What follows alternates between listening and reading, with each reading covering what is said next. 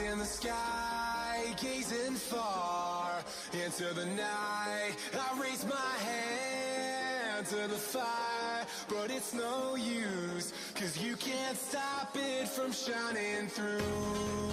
It's true, baby, let the light shine through. If you believe it's true, baby, won't you let the light shine through for you, for you, for you, for you, for you, for you, for you, won't you let the light shine through?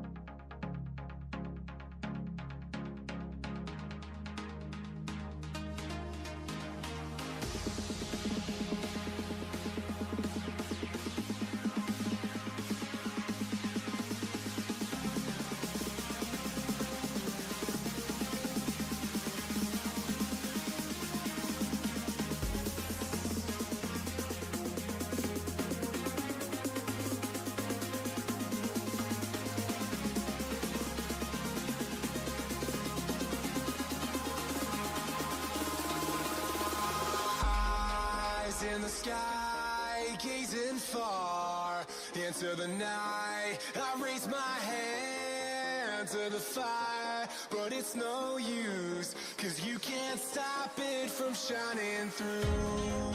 It's true, baby, let the light shine through.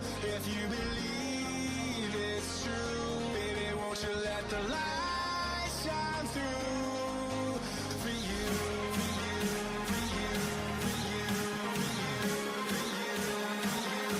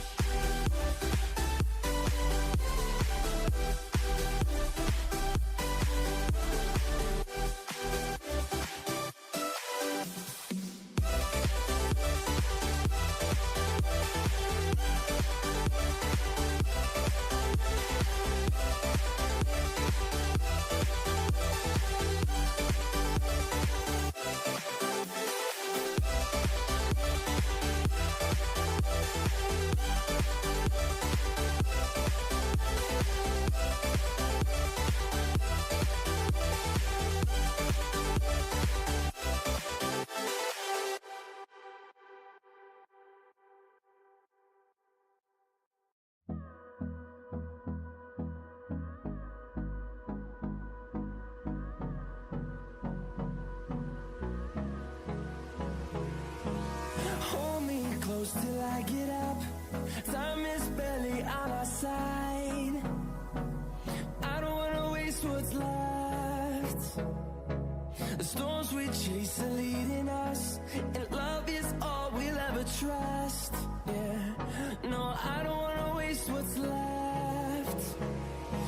And on we'll go, through the wastelands, through the highways, till my shadow turns to sun rays. And on we'll go, through the wastelands, through the highways, and on we'll go.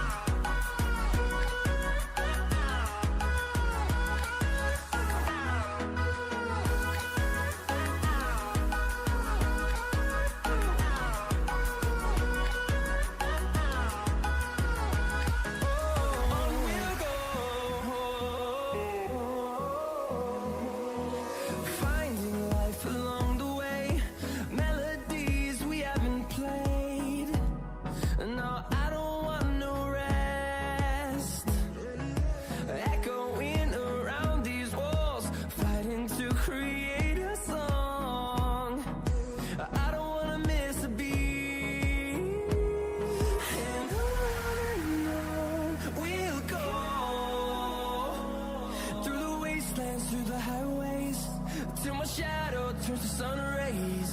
And on we'll go, through the wastelands, through the highways, and on we'll go.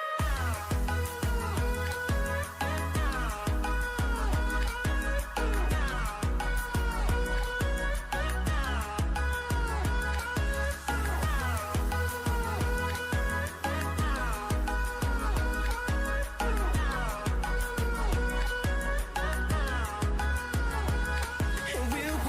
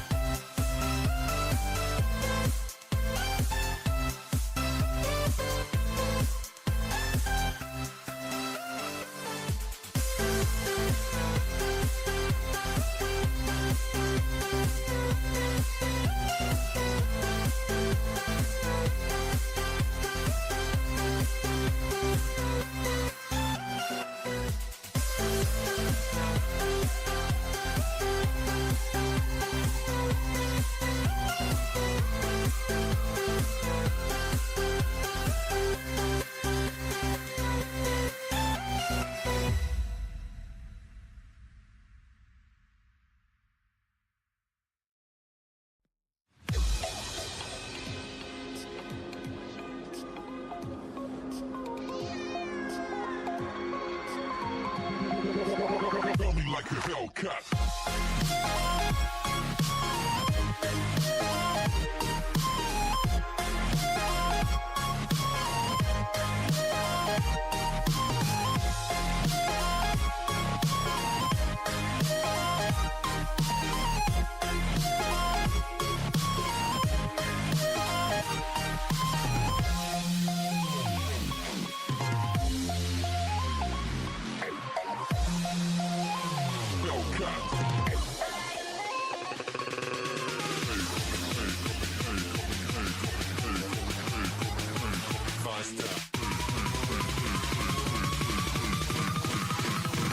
Like a Hellcat.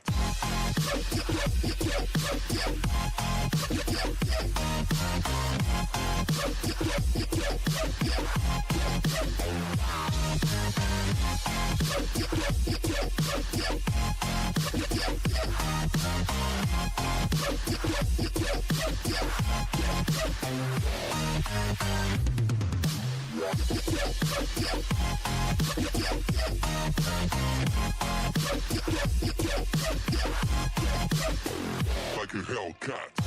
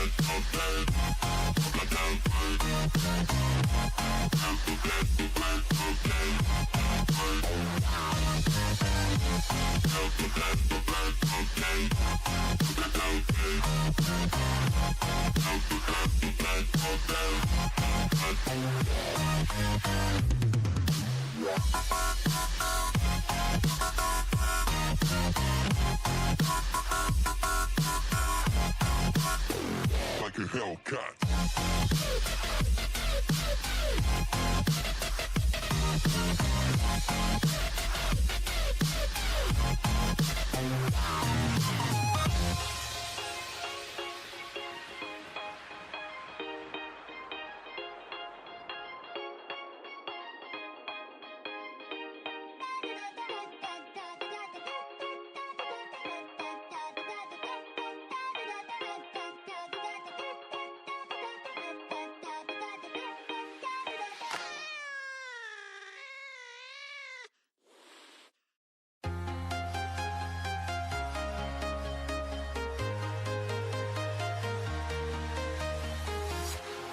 Walking alone, the streets are empty. The only thing I can see is my own silhouette. I'm getting stronger, step by step. The clock is ticking, but there's no time for regrets. I've been flying from town to town, from London to Taiwan. I've been all around the globe trying to protect your soul. We are heroes tonight. We will fly above the sky. We are heroes tonight. Yeah. We are heroes tonight.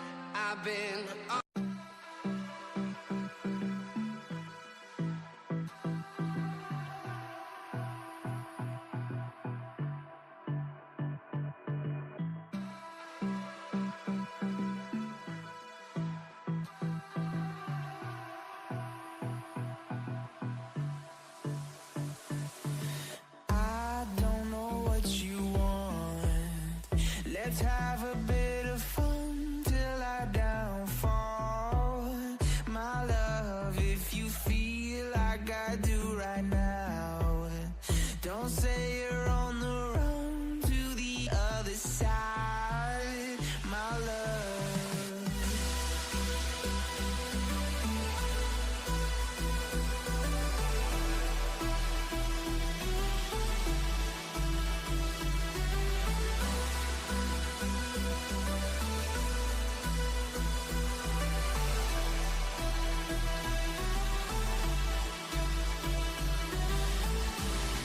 You say you wanna try, but you never do. Sugar, there's a reason why we lose. You say you wanna cry, but you never do. Sugar, there's a reason why we lose.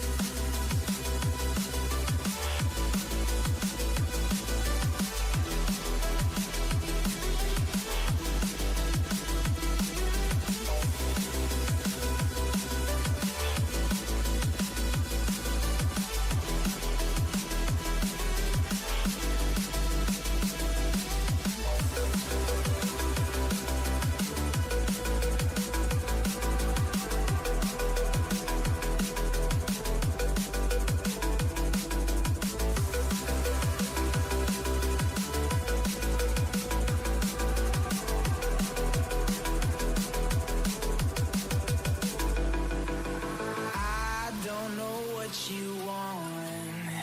Let's have a bit of fun till I downfall. My love, if you feel like I do right now, don't say you're on the run to the other side, my love. You say you wanna try, but you never do. Sugar, there's a reason why we lose.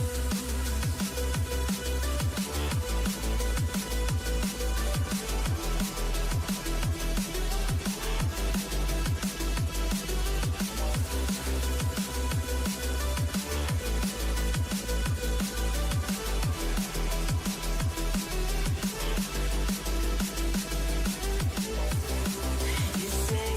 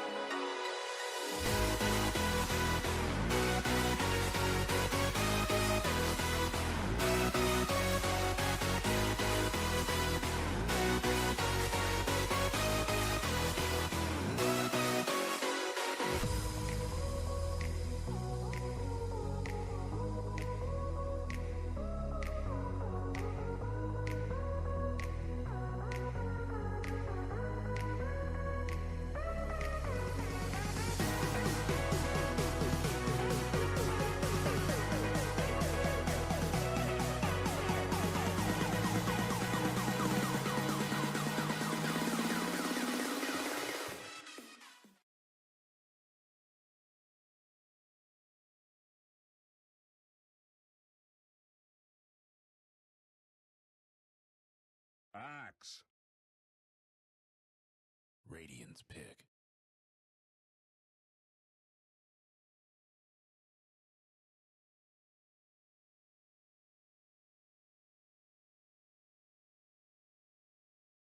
And welcome back, everyone, to another 10 Telkom seconds Dota to 2 go. Masters game.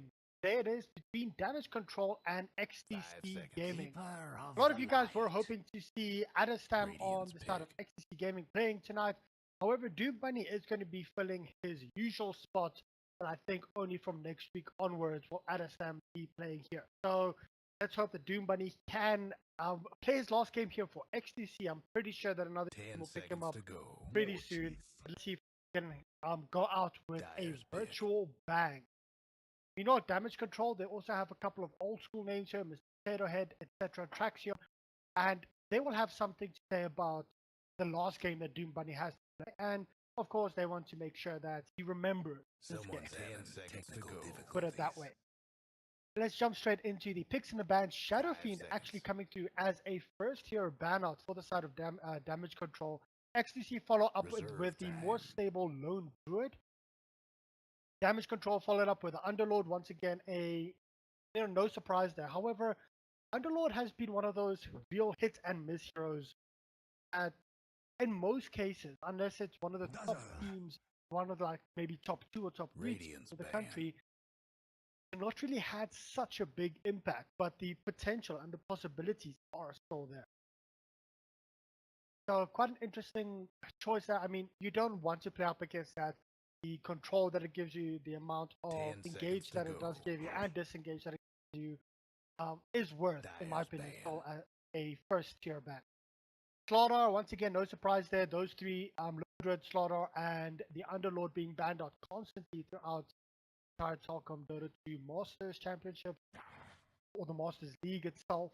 And Damage Control Radiant's decided to ban. pick up the Axe first. So starting off with the Axe, followed up by the Keeper of the Light Centaur War Runner for xTc Gaming. Enjoying this. I really like the Centaur War Runner pick. And we've been seeing more Centaurs over the past couple of 10 weeks being seconds to picked up by go. the likes of XD Gaming. I think WRG might have as well once. 5 seconds. And Damage Control have gone for the Dazzle. Of course, xTc can't go for stuff like the Dazzle Reserve due to the time. Shadow Grave and Axe just chopping through it. But Axe, if Axe does get a good call off, this was of course now before I saw the Shadow Demon. But I would have actually thought that Damage Control might have gone for the Shadow Demon to give more of a heal burst coming up from the Dazzle. Regardless of that, Shadow Demon was banned out as well as the Terror Blade from xTc Gaming. And I'm just waiting for my stats to open up here for that. Sargon, of course, Mr. Dyer's Sargon ban. Dota, guys, check him out. He's been posting stats like crazy. And I'm really enjoying that someone has stepped up, will bench you, so to speak, because Ben, aka Knoxville, used to do a lot of stats for a lot of the games. But there's been a big lack in someone that's actually willing 10 seconds to go. put in the time, get all the information together, and actually set up 5 stats seconds. for the teams, not just individual stats to say, well, you know, this person is good or this team is good, because we Reserve know time. about that a lot. For example, Adestam sitting on the highest KDA at this point. I talk for most. But yeah, so special thanks out to Mr. Sargon. Invoker. Dyer's pick. Physical stats to come up here. So busy downloading Google Sheets on my iPad. Let's go on with the rest of the ban. So long. Weaver, of course, being banned out by Damage Control. Weaver does give you that maneuverability, and can also give you the momentum in the middle of a team fight 10 with the seconds bugs. to go. Constant minus armor. And if you're busy running away and you're a very 5 squishy seconds. sport, those bugs 10. actually deal a significant amount of Radiant's damage. pick. A surprisingly amount of damage, which you don't really realize until it's already too late and you're sitting on 20 HP and the bugs are on you and you are trying to kill them in time and you actually die. Plus, the bugs also get vision. 10 seconds to go. He followed up with life status, so going for two heavy 5 front seconds. lining cores, banning them both out. Of course, not wanting anyone to go man to man with the Centaur. They did go and Reserve pick up the time. Invoker. 10 was picked up here by Damage Control. So going for quite a big split push here. The Dazzle Bombs, I mean, if Axe actually gets a good blink call off with the Chen army, you know, standing around the Axe, getting off the Hadoukens, the Tomatoes getting off the Thunderclaps. Dazzle Heal Bomb coming through can possibly kill the likes of a Keeper of the Light towards the early game stages, the Invoker as well, because it is a significant amount of damage that gets done. Google Sheets now. Come on, open them up.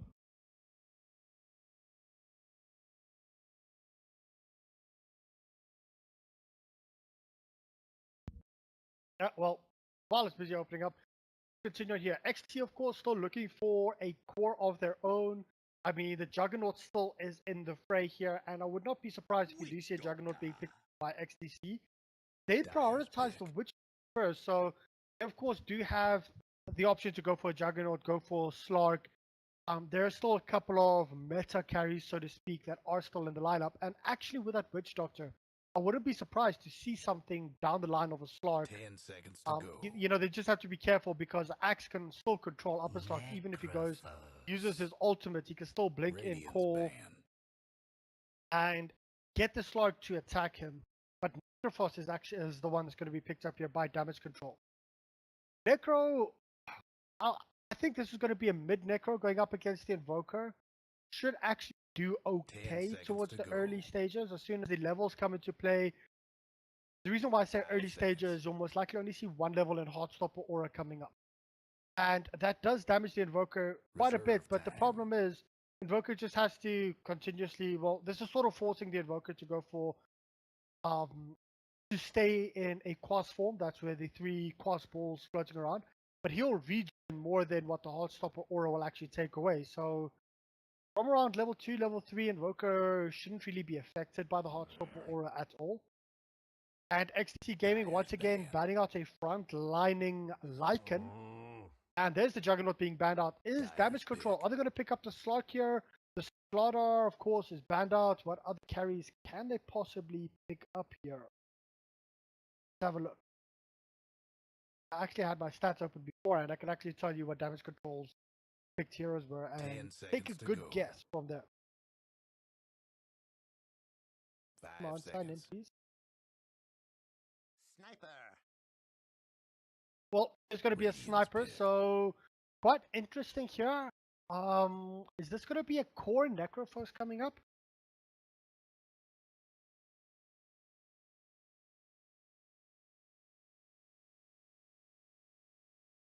Ten seconds to go. Sorry about that, guys. Just slow, busy signing it. 5 seconds. Stats sheet. Quite an interesting lineup here to pick up this Necro and the Sniper. Normally I would think they would go for a Necro and going mid with a Slark to combo up with the Axe to get a good pounce as well as a Dark Pact off.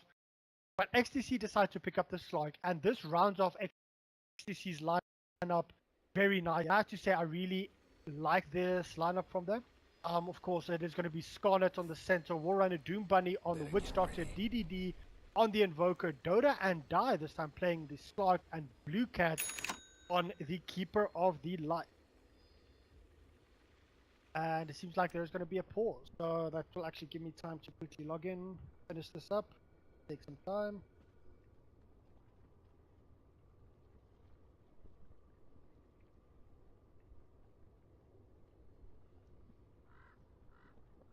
Well, seems like the chat has reconnected. Thank you being said. It is going to be the Necrophos being played by LHSAHN. I'm just going to call him Necro.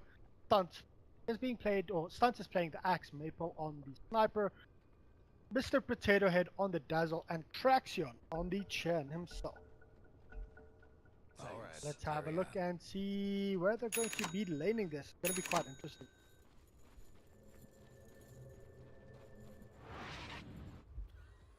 Early TPs and a smoke here from the Chen.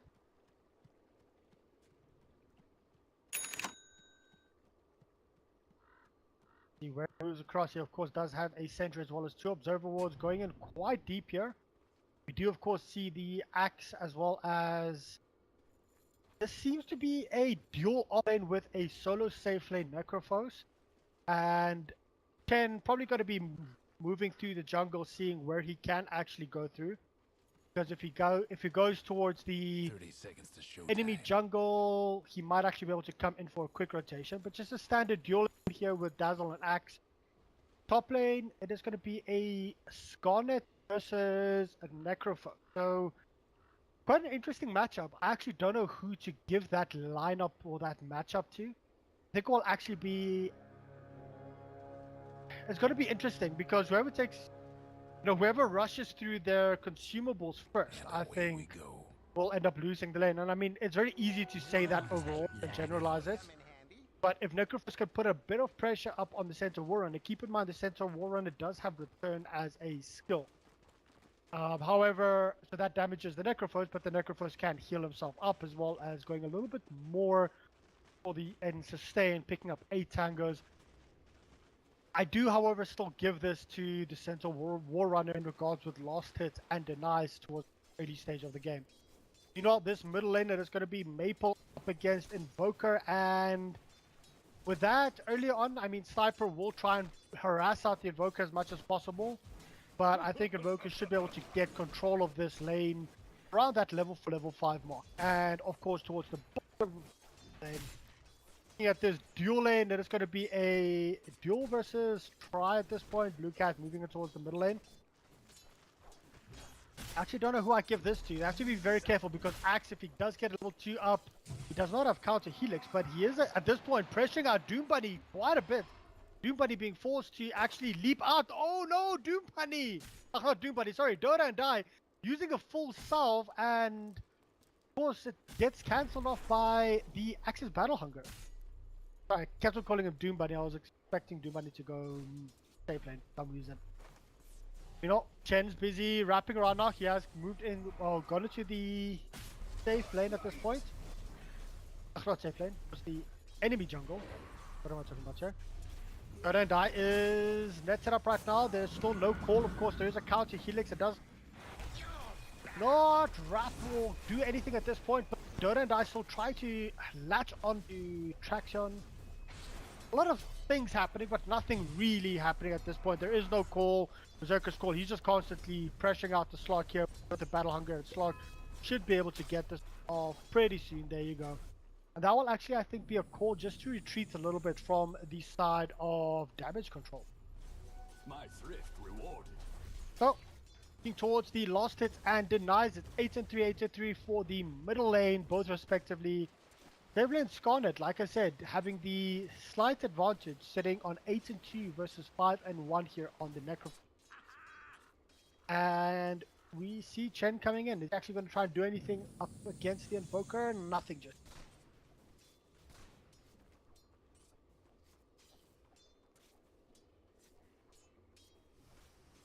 Okay, let's have a look. Where's the next action going to be? It seems like it is just going to be a duel versus duel at this point. Keeper of the Light, what I do like about him is he's moving into the jungle, trying to farm up as much as possible.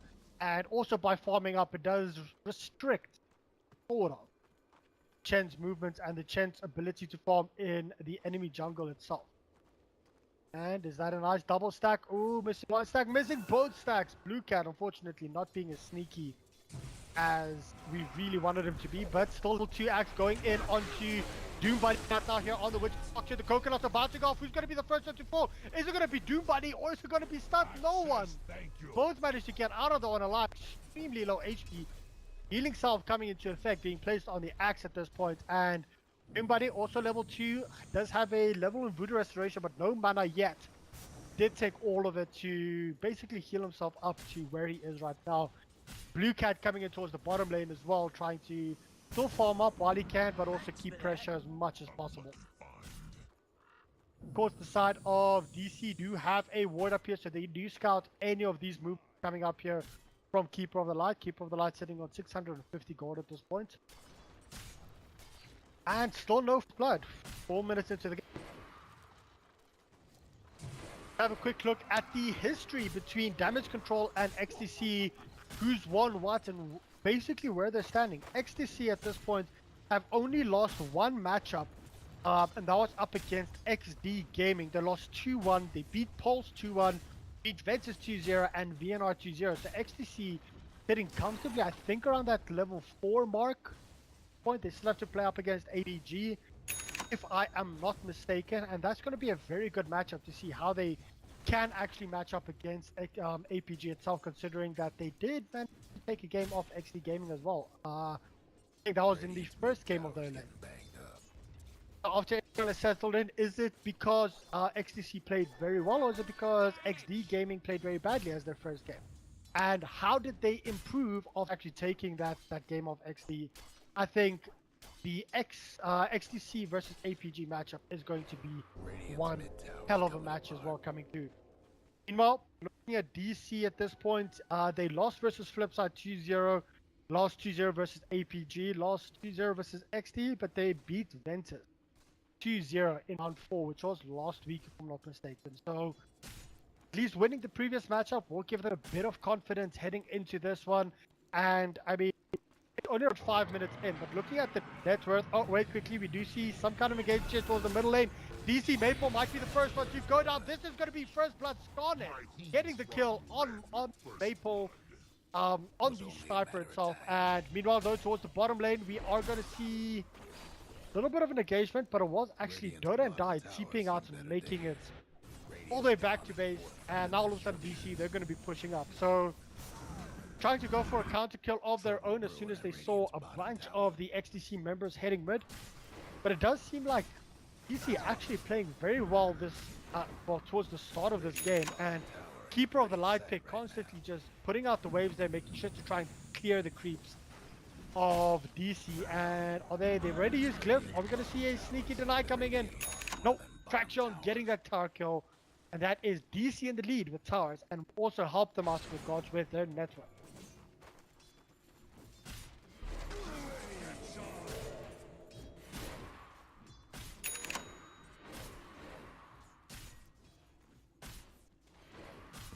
Okay, well, let's have a look. I mean, for those of you guys watching on stream, thanks so much for joining in. Hit that subscribe button, like it as well, and just drop a note. I mean, we're always up for constructive criticism. If you guys want us to talk or want me to talk more about stats, more about anything else, keep in mind I am solo casting, so the more things that I can talk about during the course of a game, the better it is for me. So just let us know what you prefer.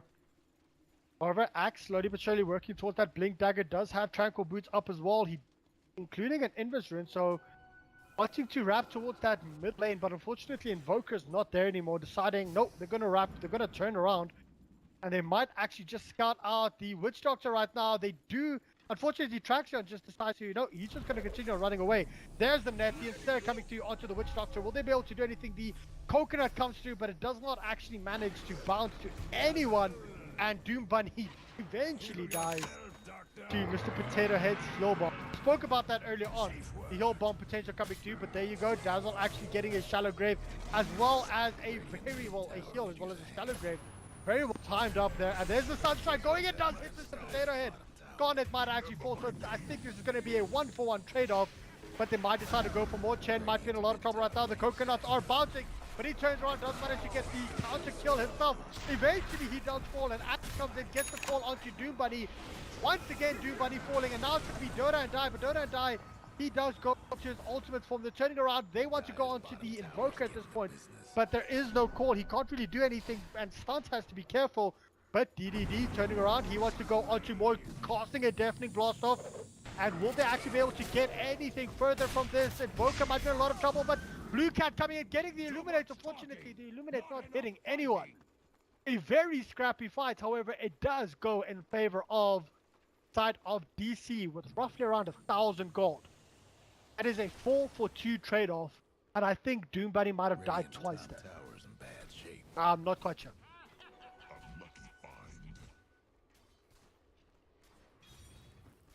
Radiant's top tower's hurting.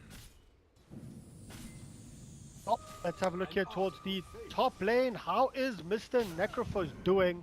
Let me also just increase my volume just a little bit on my mic. Some of you guys have messaged me saying my voice is cutting out a bit on stream, so I've increased the volume. Let me know how it sounds now. And let's go through the cores here. Rosters denied leader on the Necrophos at this point. Also sitting with the highest net worth, 3,500. The top three, of course, are in favor of DC at this point. So very well played by them, taking an early advantage and an early lead. 3,600 up here on the Necrophos, looking towards the Sniper, second on the chart, sitting with 3,500 himself. Then 3,400 here up on the Axe. Axe nearly has his Blink Dagger, and as soon as he has that, we might just see a good smoke up rotation moving around. Garnet has to be careful. There's a rotation coming through. I heard a Sunstrike coming through. Are they actually going to go onto the Sniper? The Sniper gets actually stunned up, and eventually he will fall. There is no Shallow Grave. The Shallow Grave was not in range, so unfortunately missed the Sniper, just gets blown up there. Very good rotations and pick off from the side of xTc, just as I was busy talking about the Sniper itself. Axe has continued on farming here until he gets his Blink Dagger up. He can't actually take part in any of the fights. But here might see a counter kill coming up here. Central Warrunner does get netted up. Do they have enough to actually get anything? Oh, there you go. Eventually, and it is actually going to be Traction getting the kill. Necrophos using his Reaper Scythe as well to get that damage down. So a 1-for-1 trade-off over a period of a minute or so. And the counter push is going to be from DC. Radiant's top tower's taking hits. Radiant structures must have been fortified. Well, let's have a look here. This might be the first tower, or the second tower that DC actually gets. Of course, the first one was the bottom tier 1 tower. So the push lineup working slowly but surely. Are we going to see anything? Here's the TP in from the Axe. I don't think they want to engage it. So the Axe is here with his Blink Dagger, but they do manage to net up the Central War Runner. Here comes the Coconuts, bouncing between all of the creeps as well as the heroes, keeping them all in place. But they have to be very careful because Stunts is here on towards the backlines, and he will have a Blink Dagger and a Call ready. Let's see, are we going to see any kind of further initiation? Central War Runner does have his Hood of Defiance up already, and the Illumination is constantly putting pressure out. And meanwhile, towards the bottom lane, Dota and Die busy doing what carries do, pushing out towards the bottom tier 1 tower and making sure that they do actually get it. He gets the last hit as well, so that will help with his net worth. And middle lane, DDD just farming once again towards the middle side, towards the middle lane. Very difficult for the side of DC to actually push the tier 2s while the Keeper of the Lights is still there, because this is, and it's also only a level 2 Illuminate, but with this Illuminate he can just constantly put out pressure, put out damage, do what he needs to do. And Axe, is he going to go into Doombuddy right now? He gets the call off, right? But does he actually have enough? There's the stun coming through, but unfortunately the charge is being called by Central Warrunner, of course, using his ultimate, using the Stampede. And Blue Cat standing here all by his lonesome on towards the middle, so he has to be very careful because Axe might just flank him. Keeper of the Lights getting his Illuminate off, pushing out the creep wave. Axe still standing there, not wanting to jump in just yet. Are we going to see him wrap around, get anything off? Is there going to be a first stun? There's the stun from the Golem as well. But the Coconut bounces are coming through, but unfortunately it is going to be the Necrophos getting the Reaper side kill onto Mr. Blue Cat, and now they're pushing in towards the tier 1 tower middle. So DC utilizing their push, and not really gank potential, but it's push and burst that literally comes through from them. We know a bottom tower doing, well, I have to say I like what Dota and Die is doing here for the side of xTc, because he is focusing. I mean, he knows he can't fight, so what's the use of trying to force a fight and actually die when you know you won't be able to? Just constantly putting out pressure, getting a couple of extra towers. Ooh, actually not making it out of there. No, yeah, there's a tier 2 tower down for DC, and Dota I might, well, he's in a lot of trouble right now. He's actually busy TPing out, so he will be okay. Very well played. Tier 2 tower on half HP, although they did lose the middle tier 2 tower. Look at the network. All of a sudden, 5,500 for the Necrophos. He, of course, does have a Vit booster going in towards that Rod of Aoi or Rod of Atos. And the Slark not that far behind. I mean, he nearly has a Shadow Blade. And I think as soon as he has a Shadow Blade, he'll start roaming around. And this Sniper might be... Okay, never mind. Central just using Stampede out of that. Sniper might be in a lot of trouble as soon as the Shadow Blade comes up, because Sniper doesn't really have the most HP in the world. However, he does have a Dragon Launcher that does help him out significantly with stats. dire But with the were Shadow also Blade up right now, within 300 gold up on the Sark, it is going to be very difficult for the sniper to get away. And in my opinion, I think Dodendai is just going to rip around towards the back line and try to kill him. DDD is scouting out the entire movement here of DC. And very well played with that, of course. There is a ward up and any sentries. No, that's not sentries, just normal attacking the creeps. Work. Oh, the guys are saying, look how sexy those flags are. So let's try and zoom in a little bit here. I can't zoom in any further than this. For some reason, it's not allowing me to. Oh, stop playing. They do actually use. Will they be able to? Yeah, they'll get out. I saw the dire scan being used there, and it did actually catch them. But look at these flags, says Mr. xTc gaming himself on the stream. They look brilliant. Crucial, Syntech. I can't see the others at this point. I'll have a look a little bit later.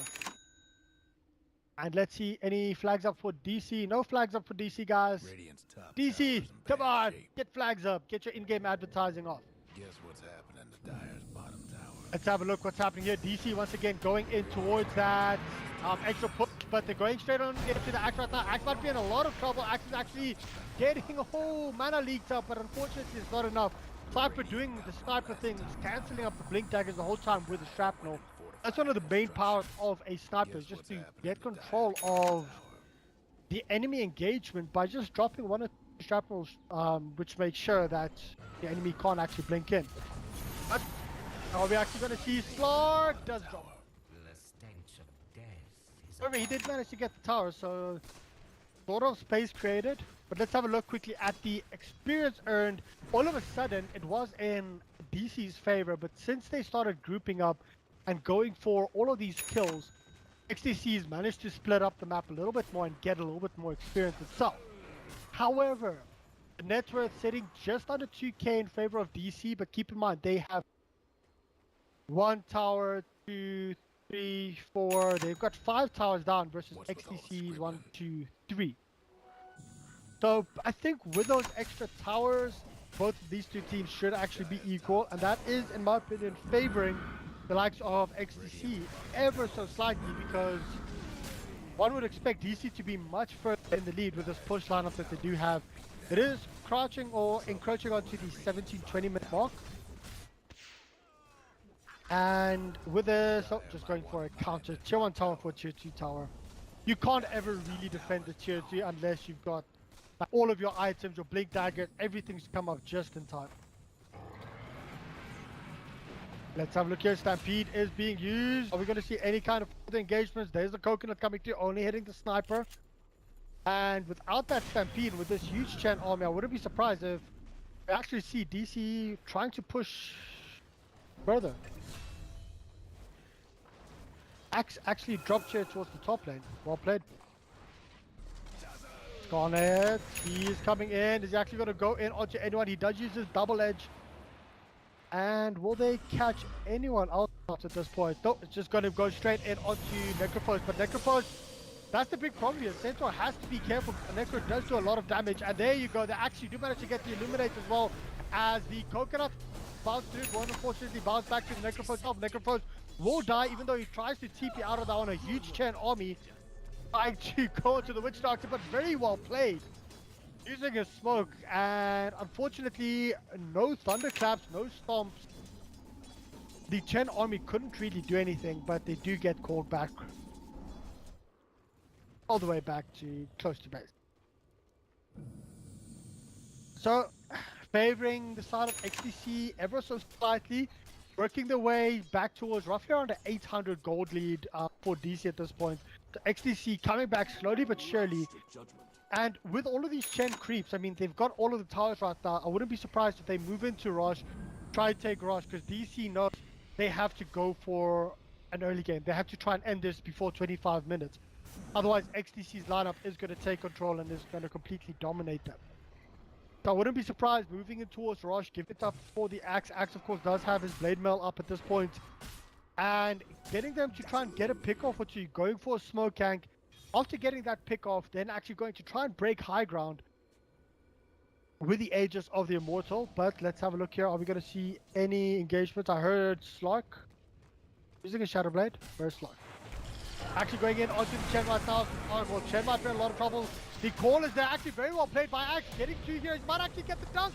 Onto Slark, unfortunately no dunk because Slark is in very low HP. However, Central War Runner will be the first one to fall. Yeah, sorry about that cough quickly. My voice just completely went crazy though. Extremely well played by the Axe. Actually getting 2 heroes in his fall. They nearly managed to get the kill on the Slark as well. And DC just winning that fight, and this is the call. Moving straight into Rush, getting that Rush probably up on the Axe.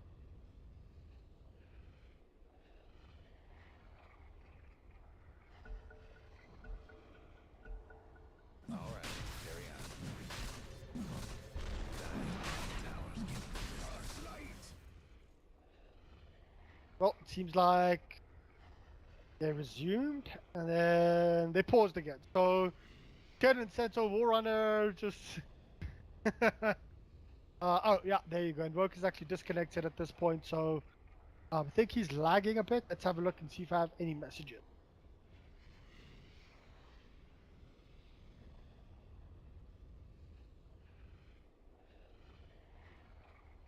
So no messages. Invoker's come through. He's come back right now, and seems like everyone is ready to go again with the Big Chen army. I think just going to be sent through all the way to base, and oh, this might be... Invoker might be in a lot of trouble right now.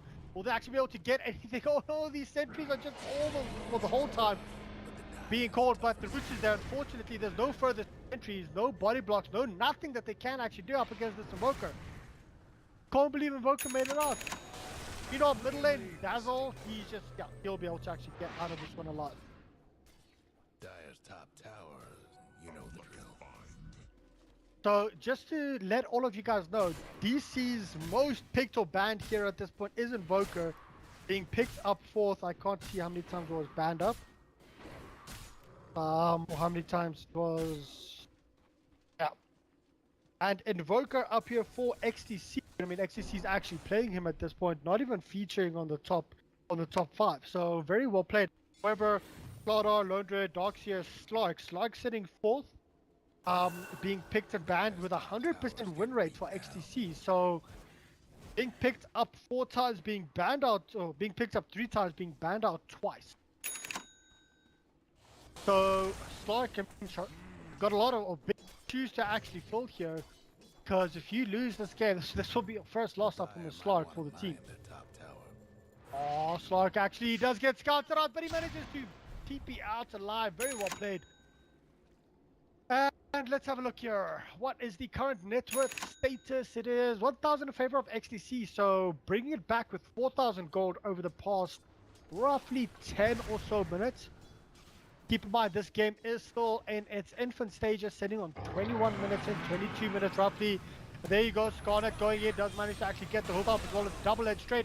And DDD managing to blow up likes of this Necrophone. So Necro, of course, he does have a Helm of the Dominates as well as a Rod of Awi, and is now all of a sudden sitting 5th on the net worth charts. I mean, he was leading it a while ago, but the current leader is the Invoker with the Hand of Midas as well as an Aghanim Scepter up and Boot Travel. Next behind him is DC Maple on the Sniper. Sniper, of course, will have his, well, does have his full Hurricane Pike up. So another balls coming in now. I actually do like a Hurricane Pike up on Sniper. A lot of people say you don't need it because you have your Dragon Launch already shoot from so far away.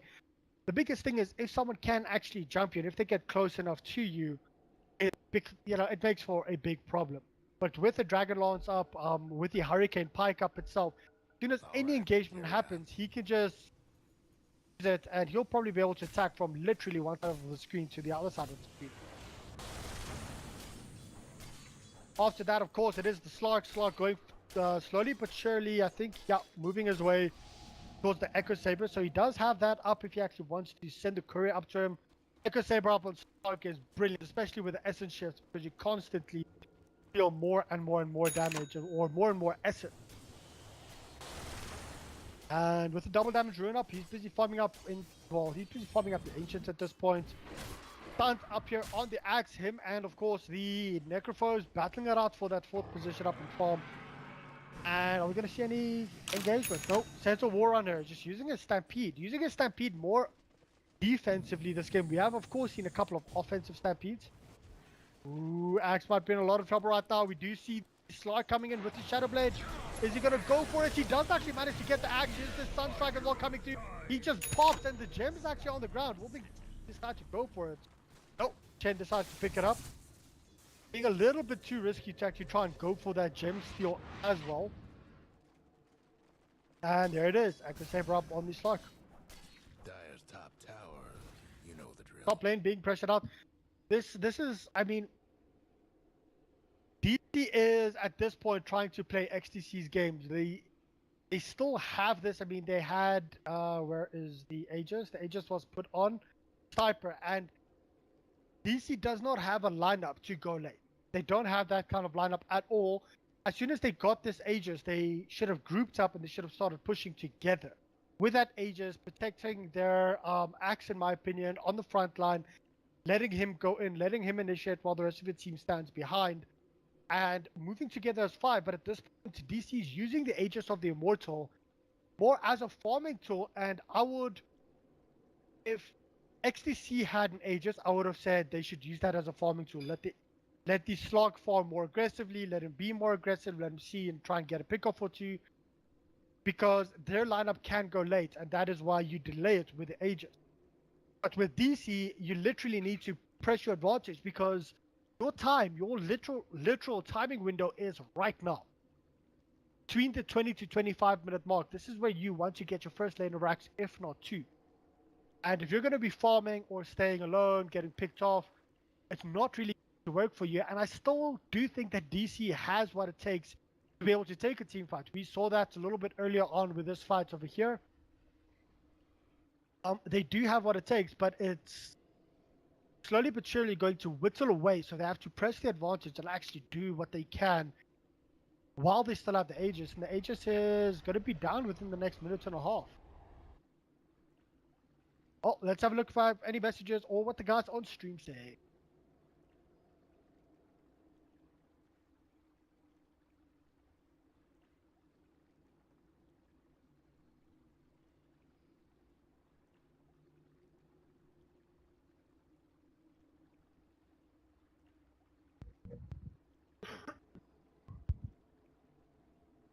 Seems like the Keeper of the Light has disconnected at this point. Let's see. He's disconnected, reconnected, disconnected, and reconnected.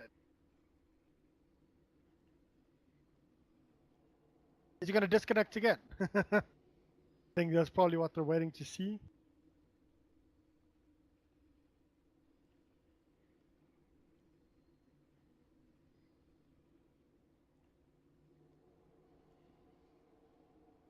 He hasn't disconnected again, but he is lagging a bit. 1k ping at this point, so that is significantly high, of course. But they have said go when ready, so let's give it a shot. Let's see if Mr. Blue Cat is lagging or if everything is sorted.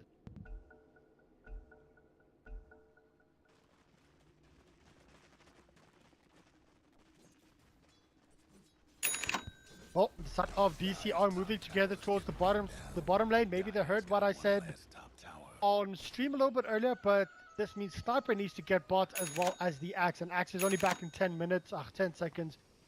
We'll most likely see them trying to either push out toward the bottom lane, or Axe is going to TP in, and this is going to be a top lane for a bottom lane. Let's have a look and see.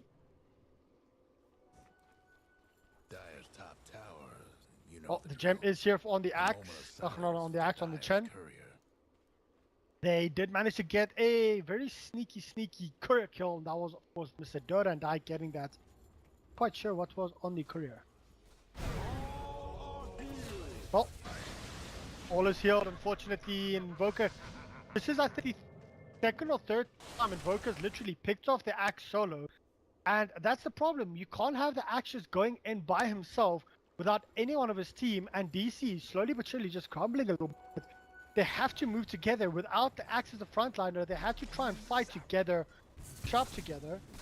And this is of course not me taking sides or playing favorites here. This is unfortunately the axe before died there alone against Invoker. Then I think he died middle and now he's died there again. And they have not managed to actually utilize this Aegis up on the sniper at all. We've just surpassed that 25-minute mark, so heading in towards the later stage of the mid-game. And what is Necrophos building towards? He's slowly but surely working towards his Blink Dagger. Bottle once again disconnecting. Typical South African Dota. I hope this isn't going to be the state of all of these games moving forward, because we have had it where it's been like 20-minute pauses, and unfortunately if you're a solo caster you sort of run out of things to say because everything is static and everything is just meh. Whereas if you do have a co-caster, you can talk about a lot of stuff and even talk about non-Dota 2 related stuff during a 20-minute pause, but it seems like that is where these pauses are heading. That's where these games are heading. Just constantly being paused out. First Invoker, then Coddle, then I think it was Necrophos, Coddle, now Coddle once again.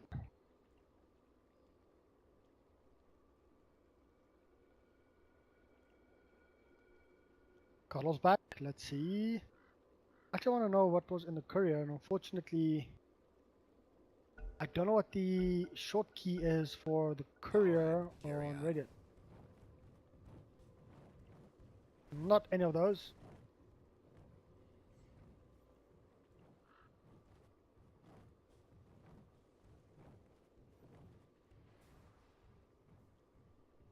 Okay, well, let's have a look here. See some kind of engagement happening. I'm trying to figure out why there's an image stuck on my screen at this point. Get it away. Dyer's mid tower won't last much longer. Oh. Seeing that nothing's happening, guys, give me a quick second. I'm just going to reconnect. There's lovely reborn bugs. I'll be back in 1 second. I'll dig that. Illusion! A lucky find. And we're back. Well, guys, it seems like I am back right now, so I don't think I missed anything too much.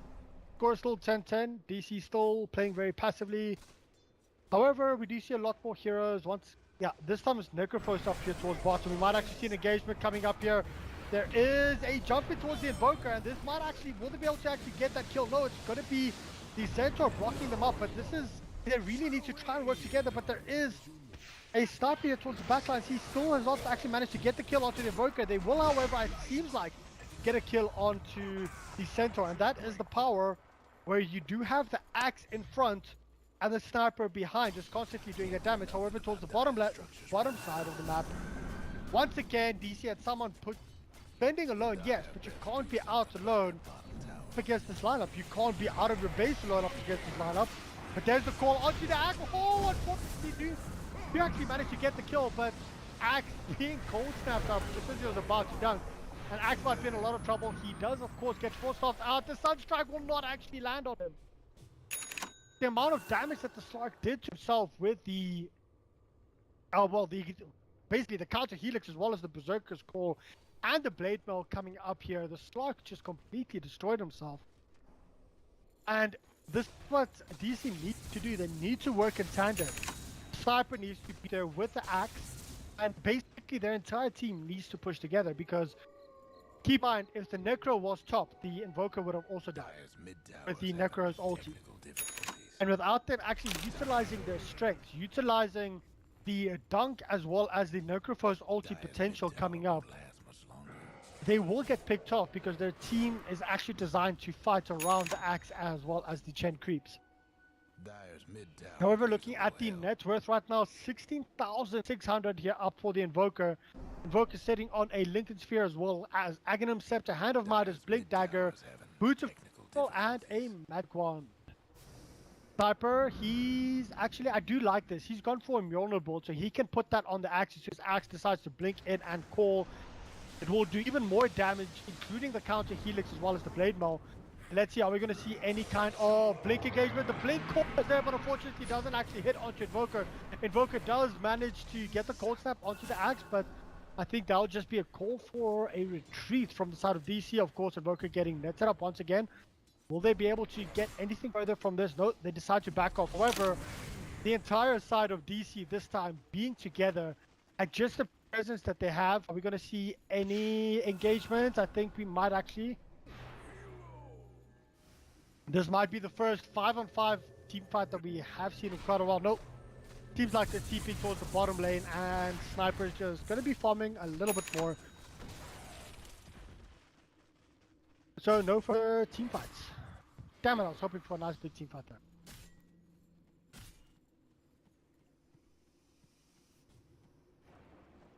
My thrift reward. Of the lights, of course, he does have his Aghanim Scepter up as well as a Gem of True Sight that the axe dropped a little bit earlier. Or not the axe, yeah, it was the axe. Oh, who has the axe's gem? Oh, axe has his own gem. Never mind.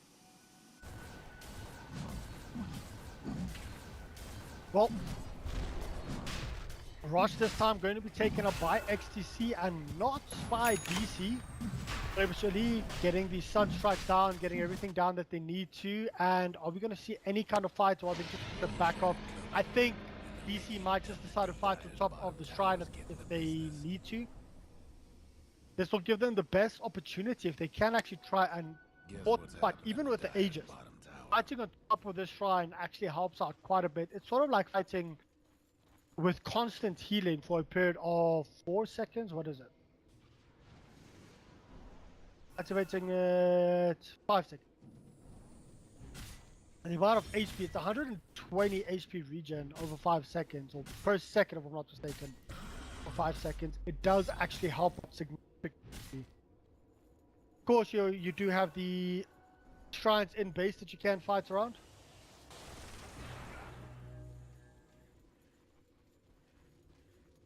Let's have a look. We do see the Sniper all alone, but I think he'll be okay. He does not have a ward. This is actually the ward of xTc. So they do scout him out. Moving around. Are we going to see Invoker? Yep, there you go. Invoker seeing him. And probably just going to go inverse. Oh, hoping to catch out the Sniper, but Sniper's already backed up.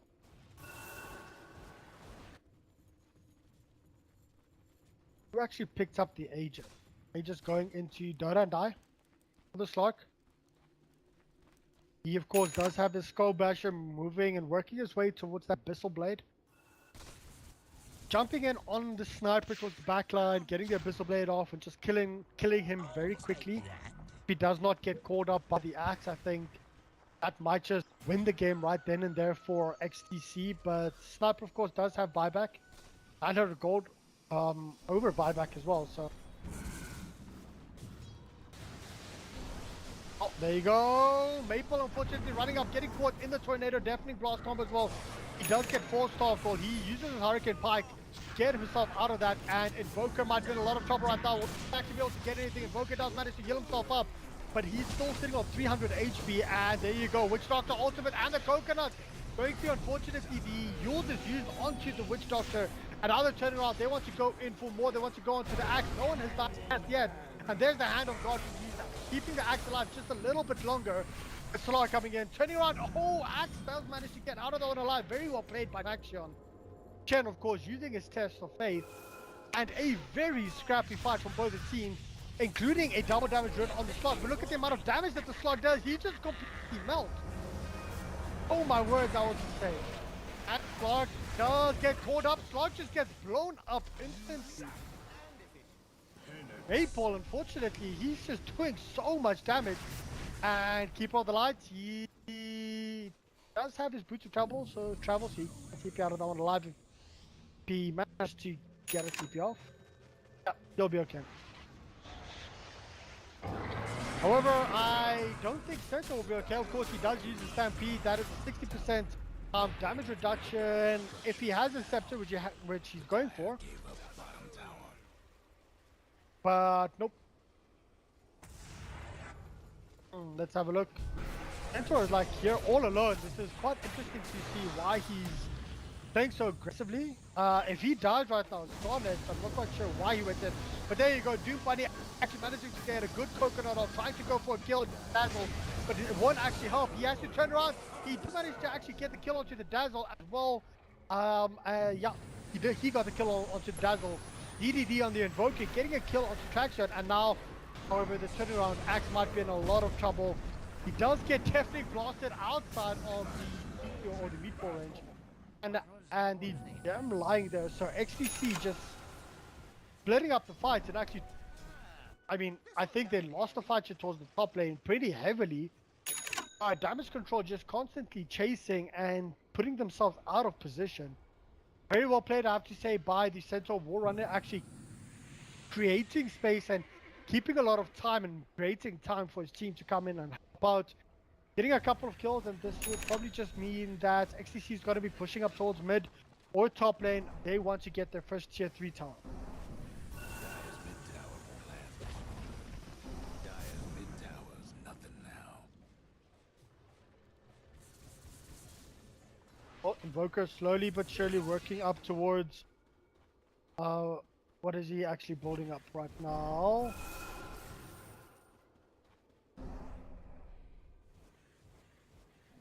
Oh, okay. Well, he does have it with 2,600 in buyback, and that is, of course, going to be your... What's it called? Octarine Quad. There you go.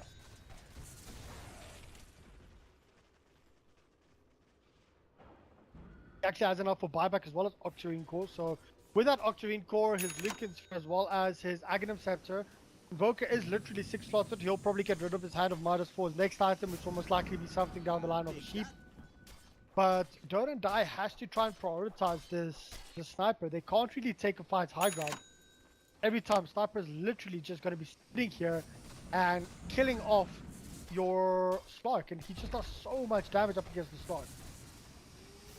With the Desto up, as well as the Mjolnir, as well as the procs coming through, going in for full Daedalus now as well on the Sniper. If they can't actually get behind, get towards the backline, this Sniper is going to cause a lot of chaos and a lot of problems for the Slark. Have a look, see if Invoker wants to go in.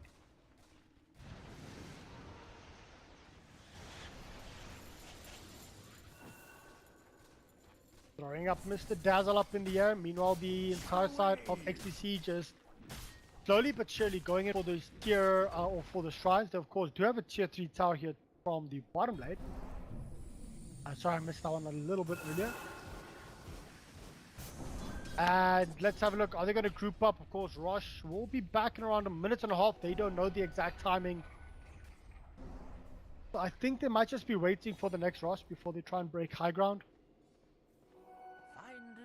And what are the next items coming up here? I mean, Chen, he's gone for Helm of Dominator to try and increase his creeps, and I think he needs to a lot more creeps at this point, but he's just too scared to actually move out. His team might need to move out with him.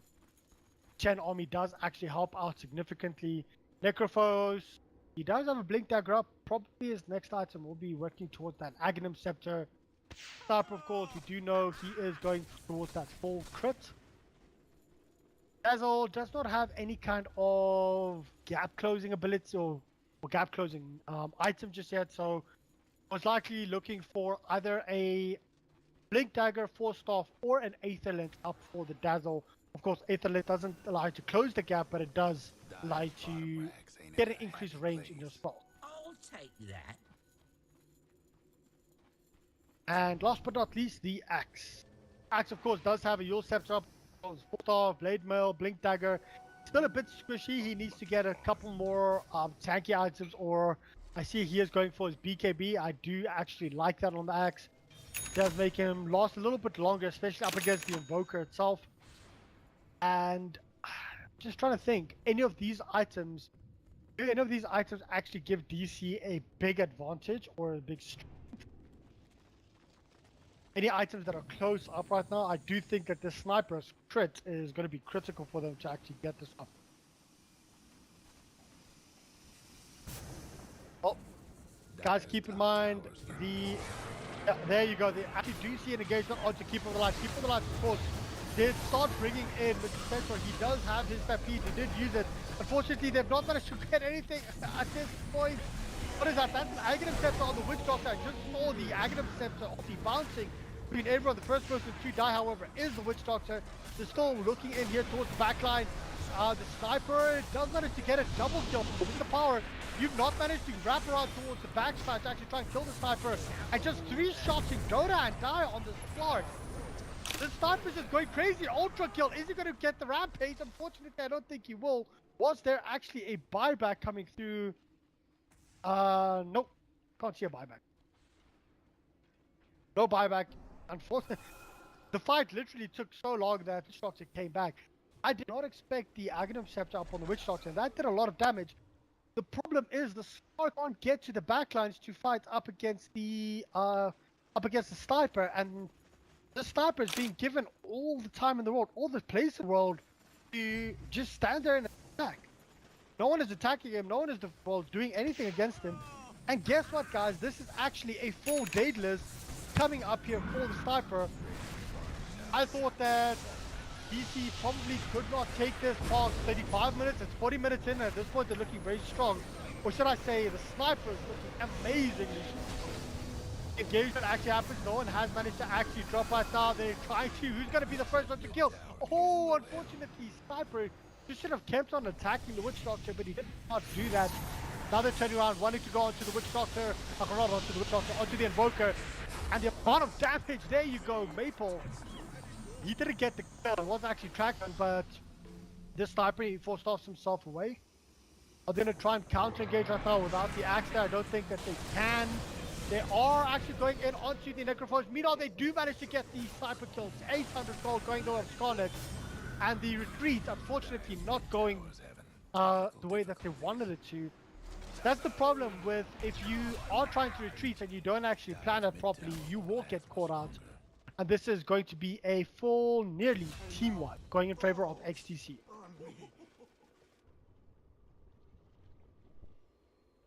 This fight here was extremely, not quite sure what happened, because I think the axe went in towards this side. The Witch Doctor ultimate came here. Sniper didn't manage to actually pick him off. He thought that his last attack was going to kill him, but then he backed out. And that means his last attack did not actually hit due to up.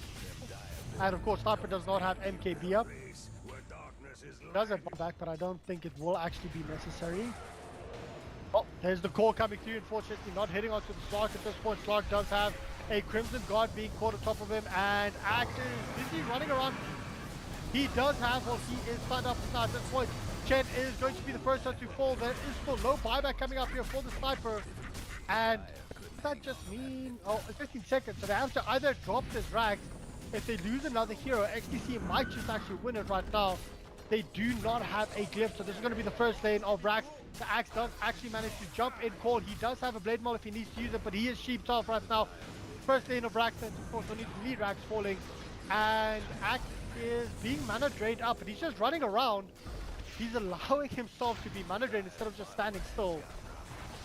And that's the... Oh, does he actually manage to get the start? Unfortunately not. But we do see an engagement on here in the backlines, and it's going to be Sniper. Sniper does have a buyback if he needs to use it, and I think he will actually. Mikey does get out of the front line. I can't believe it. The Sunstrike narrowly missing. Let's actually zoom out to try everything that's happening. Meanwhile, Clark is being attacked here by the Sniper on the backside, but this is going to be 2 lanes of Rax, and just the power of xTc getting 1 or 2 picks, and the Sniper not buying back instantly, thinking he could just wait and not. In most cases he can, but there you go, the core coming here. Unfortunately, the core missing onto quite a few people. Sniper still has buyback. He's trying to stand and attack as much as possible, but the Witch Doctor is just keeping it at bay. This time the Witch Doctor is doing what he needs to do, and that is going to be the Axe. He does get shallow graved up. This is an insanely long fight. But die, he did have, of course, a Crimson Guard up, but meanwhile they are going to try and kill the Sniper here. Mr. Potato Head is actually going to be the next one to die. Not only Sniper that is left, and he still has buyback if he really needs to use it, but this might actually just be game. Just when I thought that DC, there you go, GG, well played. Just when I thought that DC had this game in the bag after a very good counter And, having a look at the net worth though, DC started bringing it back very well, but xTc just showing their composure, waiting and waiting for the perfect opportunity to strike, and seeing that disengage coming through from DC and knowing that it was a very scrappy disengage, splitting up, not actually being able to, coordinate it together, waiting for one or two TPs to first go off before engaging. xTc showed why they are one of the top teams in Masters at this point, or at least sitting in the top half of the Masters bracket. Even though they were behind what it looked like in the beginning, they just came back and slowly but surely gained control of the map, gained control of what they wanted to do, got the items up. The sniper was a big problem, a big thorn in their side. But as soon as they picked him off, they managed to get 2 racks. Sniper didn't buy back. And just because of that, I mean, what's 20-second respawn timer if you're going to lose anyway if you don't buy back? They decided not to buy back at that point, and I think that is probably what cost them the game. Very well played to xTc, guys. This was an insane game. Very well played to DC. Stay tuned for game number 2. We will be back shortly.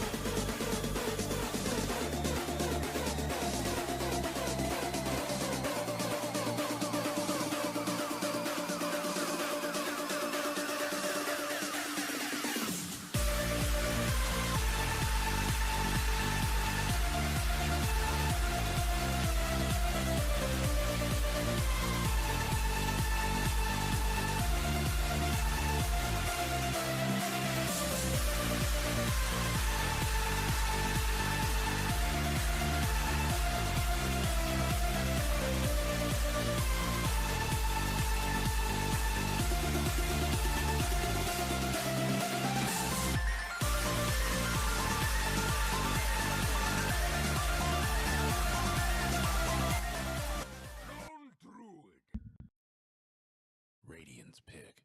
All right, everyone, and welcome back to game number 2 between xTc Gaming and Damage Control. This is, of course, the Telkom Dota 2 Masters. xTc winning game 1, playing extremely well, showing a lot of composure. DC 10 showing a seconds lot to go. of, how can I say, a lot of 5 seconds. potential. Actually managing to take control. The sniper playing extremely well. That was, of course, Maple playing up on the Reserve sniper, time. positioning himself so that the Slark and the likes couldn't actually get close to him in time. The rest of his team also, protecting him, making sure that no one could actually push up every time they took a fight, dropping down a sentry, making sure that no one can actually get him. So very well played there. Unfortunately, xTc just playing a little bit better and just showing a little bit more composure, a little bit more experience coming Radiant's through from pick. them. The bans out though, I have to just bring this up right now. Chen and Slaughter. Chen being picked up, playing a big role and being played very well by DC. But that, of course, does leave someone in the pool, and that is, of course, the Underlord. 10 Normally, it's the seconds to Underlord go. Slaughter being banned out together. Shadow Fiend by DC as well as in Broker. So that does leave the Underlord as well as the Lone Druid in the Dyer's pool. pick. And Lone Druid was the first hero to be picked up by xTc. Followed up by a Beastmaster and a Rubik, so I don't think that DC will go for something like the Underlord. They already have the Beastmaster pick up here. And is the Beastmaster counter to a Lone 10 Druid? You do seconds have to a long go. range. Well, you do have an okay range up on the Primal 5 Roar. seconds. You can actually get the jump on a hero. If you do decide to go for the old school Reserve blink time. into Necros, you can blink Radiant's in Roar, ban. Necro, and kill. I wonder. Will that be enough to kill the Lone Druid? Keep in mind that the bear, even though you stun the Lone Druid, the bear is still there with his roar itself. The Savage Roar. I don't necessarily 10 think that's seconds a to go. counter to the Lone Druid. Keeper of the Light being 5 picked up seconds. by xTc Gaming, so being able to split push and push extremely fast with the Lone Druid and the Keeper of the Light. Reserve Is this time. actually xTc going for a early game push lineup? However, Beastmaster can also push Dyer's ban. significantly with his bears, does have vision with the Hawk.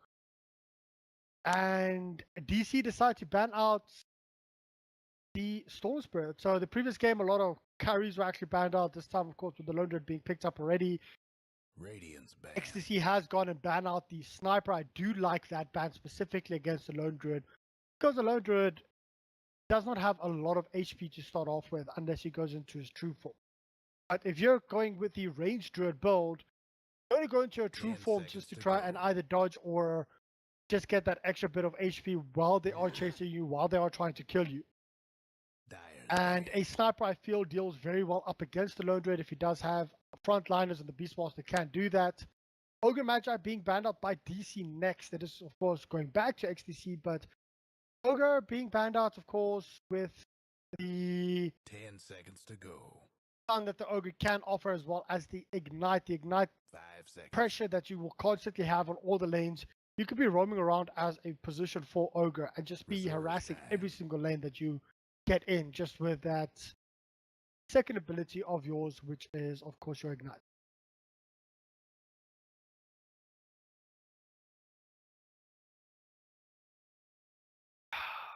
That was good. Sorry. Quickly took a sip of water. Radiant's pick. Let's have a look here. Wisp being banned out by xTc, so quite an interesting ban out coming through from them. Maybe knowing DC a little bit more, knowing this strat that they're going with. Beastmaster, of course, 10 keep in seconds mind to with the go. Hawks, you can always have the Wisp helping out someone 5 else in seconds. another lane. And with a Hawk constantly flying around, you could possibly Reserve come in with the time. Wisp very quickly, relocate in, get a quick pick off here or there. Let's have a look. With this Beastmaster, I'm actually thinking maybe going for a Luna pickup here to actually help out with the Beastmaster draft, due to the bonus attack speed and the Luna and the extra push that it will give you, plus the roar that can come through with the Rubik. But they do decide to pick up the Dyer's Pudge. pick. Pudge is actually, I'm quite surprised Pudge wasn't picked up or banned in the previous match, because Pudge has been very present in most of the Masters games so far that I've been casting. either being banned or picked, 10 even seconds sometimes to being go. first picked or banned. And 5 seconds. damage control has picked Pudge once and banned Pudge once. So this is going to be their second Reserve pick. time. Versus xTc, they've picked Pudge once and banned Pudge twice with 100% win rate. Okay, so this is actually the third time that that DC have decided to either go for the Pudge or ban the Pudge himself. Trying to think of how the synergy will work here, because the Beastmaster can go in, he can roar, Pudge can actually hook, bring them back, Ruby can lift, then a Pudge can hook, so a lot of ganking potential coming to you from these heroes. I still like the likes of a Luna being picked up for DC, but with that Batrider pickup, so of course the Pudge can always save someone that is being dragged away. But Dyer's pick. DC decide to go for a Slog themselves, and I mean they are. Let's have a quick look. Do I see their stats on a Slog? I don't see any of their stats on a Slog, unfortunately. 10 seconds to go. Have a look at the rest of these stats at this point. 5 seconds. Slaughter, of course, being picked, and just to give you guys some brief stats, Reserve Slaughter time. has been picked 15 times, banned 29 times with a 66.6% win ratio. That's nearly a 92% pick or ban rate, and I always like seeing a Slaughter. He gives us, he gives a lot of aggression and a lot of control, but always being picked or banned, also kind of sucks, because then you can't see him. And I just wanted to bring that up. Is someone that can fulfill a role similar to Slaughter as a Spirit Breaker. We don't see him a lot at all. And just before I said that, xTc decided to pick him up. So having that Batrider there, Batrider of course has to be very careful, because if the Dark Pact is already cast after the blink in from the Batrider, he can dispel the lasso, if I'm not mistaken. Spirit Breaker will be running around, charging all over the place. Lone Druid will probably be okay solo top. So Batrider will be in the jungle. Spirit Breaker will be roaming around between top, mid, and bot itself. And who's going to be xTc's mid here? The Invoker's already banned out. It's going to be quite an interesting one. Are we going to see a Quap still in the pool? Or both of them, but it is banned time now, so Quap is still there for the side of DC. I think they might actually decide to go. There's the Quap being banned out. DC, I think maybe. I know Mirana's not really a mid hero anymore, but I actually do like Mirana with this lineup of theirs, with the Beastmaster, the Rubik, the Pudge, the Slug, and the Mirana. I think that could actually work. But let's have a look. It is going to be a Necrophos ban out by xTc, and who does xTc decide to go for here as their mid? Or are they going to go for a Batrider mid and Tim? No, there you go. Right? Radiant's pick. Okay, so this could be a Timbersaw mid with the Batrider offlane, or they could actually rotate it around and put the Batrider on the offlane role with the Timbersaw mid, or Batrider mid and Timbersaw offlane. 10 seconds to go. I think it will depend on who is actually going to be going mid for the side of DC. Which one would I prefer? I actually like putting Timbersaw mid with the Batrider offlane here because of the Spirit Breaker. He can actually charge and he can help out. And it's going to be a Tinker, so it's going to be quite difficult for Batrider to go up mid. But let's have a look and see what xTc decide to do.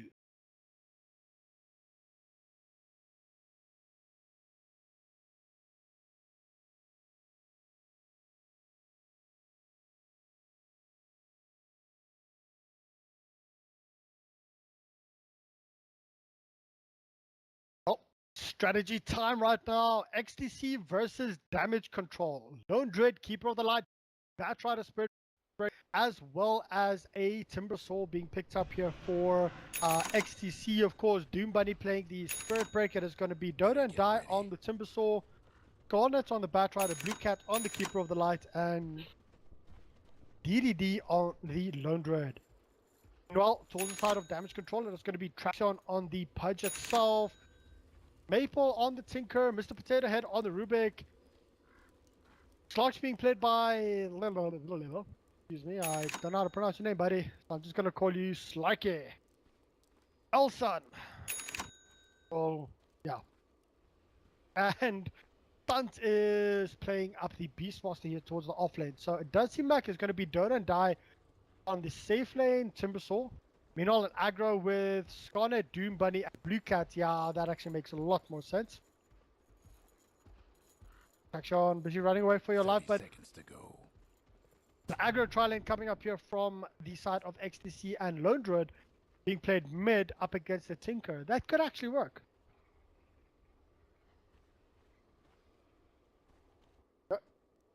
Gonna be quite interesting. Slark stay here towards the safe side. This means it's actually gonna be 3 hero or 3. This is gonna be 3. The game is on. Have a look here, Timbersaw. Who's actually gonna get it? It is going to be, well, Dota and Die. So wait, 2 bounties. The Lone Druid get the other bounty with his bear. Okay. So having a look at that, 3 bounty runes going in favor of xTc with 1 going for the Tinker, and I think he took the top lane one, of course. But let's have a look and see. Where are we going to see the first blood from? I think it might be this tri-lane here towards the bottom side. With Batrider, I think they're going to have to wait for that level 2 up so that he can have Firefly, of course. Breaker does not have anything skilled up as of yet, just the charge. Will they actually go for anything here? Getting a start off, but unfortunately the Rubik throwing back Doom Bunny onto Skarnet as well, or throwing Skarnet onto Doom Bunny, so Doom Bunny could not get a charge up at all, and Skarnet might be in a lot of trouble right now. Will they actually be able to get the kill? He's turning around, getting as much sticky napalm stacks off as possible. Will they be able to get the kill? They can't, but it is 4 sticky napalm stacks here up on the Pudge. Unfortunately, they won't be able to get anything from that. Top lane, just a little bit of harassment. Doom Bunny might be in a lot of trouble. Is there a hook? It's only level 1 at this point. So much aggression for level 1. And Skarnet, oh, using the Shrine without his buddy there. Not really the best move, or the best thing. And Keeper of the Light just getting stacks up, farming up the stacks as much as possible. Are we going to see any kind of further engagement? No, it's just going to be Batrider getting as much sticky napalm stacks off as possible. A lot of action with no heroes down or dying just yet. Or trying to farm up this stack, and I think Batrider will go. Well, there's a level 2 up on Rubik.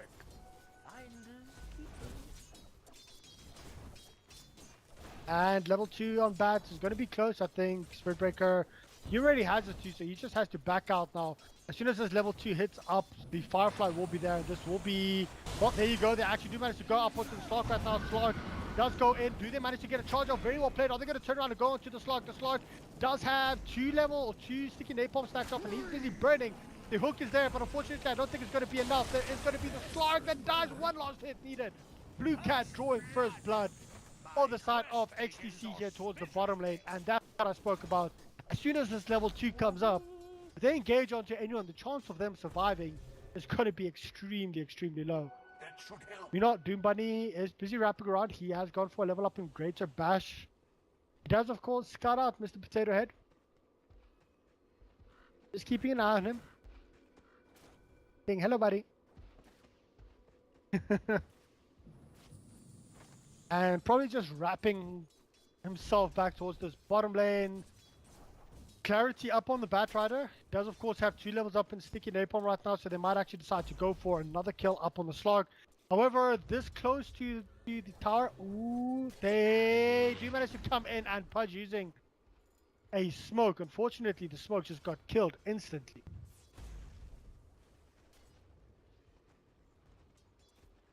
Well, let's have a look and see the Pudge. Oh, he's going to try and go for DDD. Unfortunately, only a level 1 hook. If that was a level 2, I think he might have needed level 3 hook to actually get a range for that one.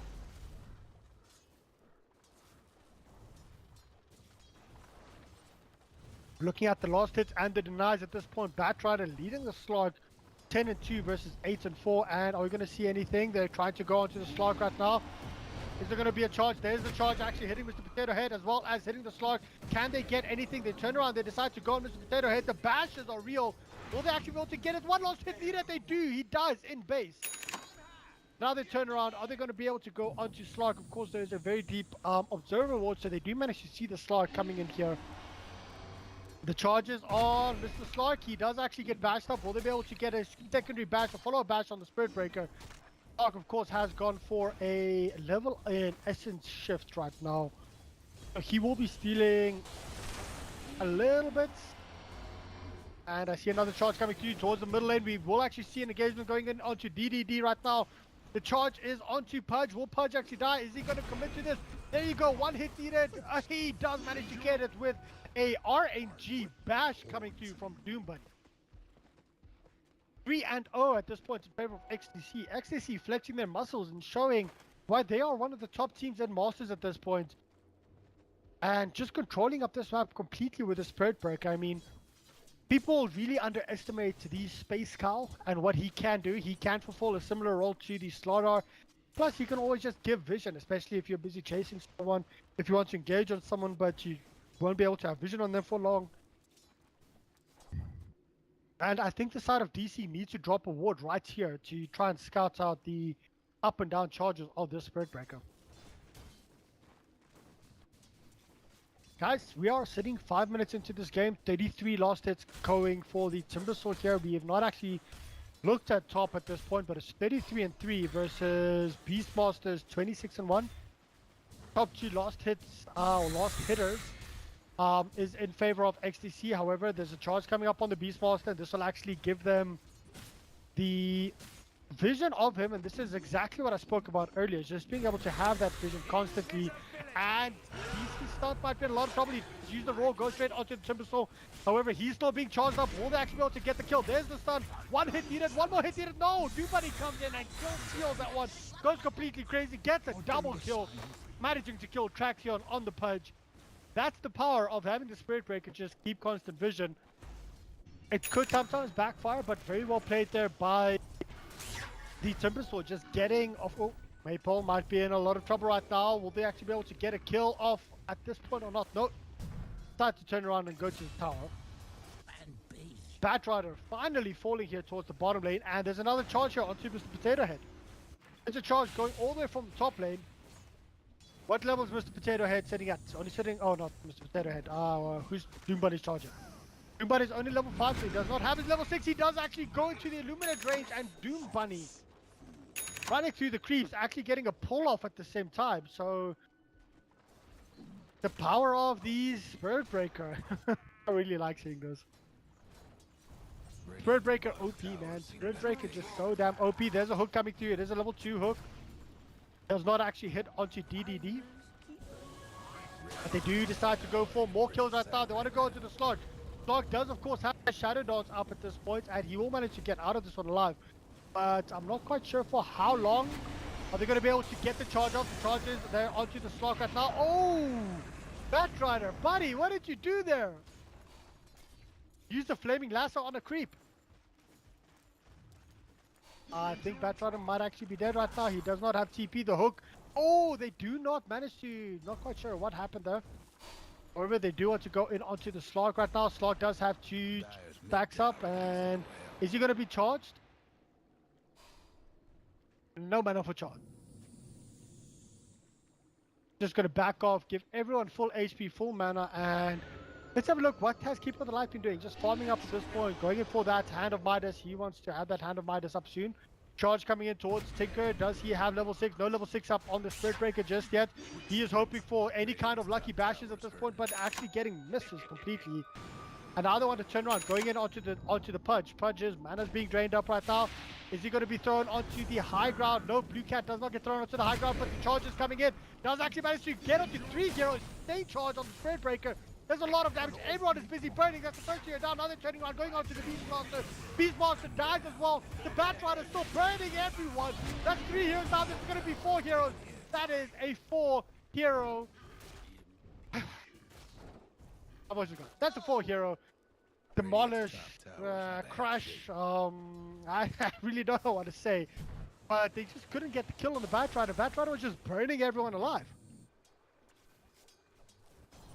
So very well played by xTc. I mean, it's 1-11. Let's have a quick look at 9 minutes in regards to the net worth.